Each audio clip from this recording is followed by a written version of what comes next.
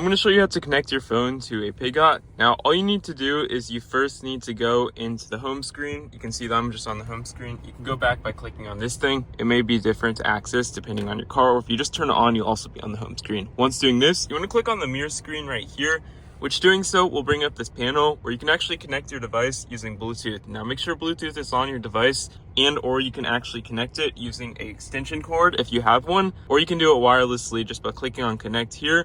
And it will actually pull up nearby devices, as you can see, and you can basically scroll down and the vehicle will be displayed as whatever displays right here. And once you've actually found the one that you want to connect, these are ones that have been connected in the past, you can click on them, or you can actually go to your phone's Bluetooth and Wi-Fi settings, as you can see on the screen, and basically click on that, or the nearby devices. If you scroll to the very bottom, click on this, and simply it will automatically connect your device for Apple CarPlay, Android CarPlay, or just any of those things like so. And you can play music, navigate, and do all the handy features.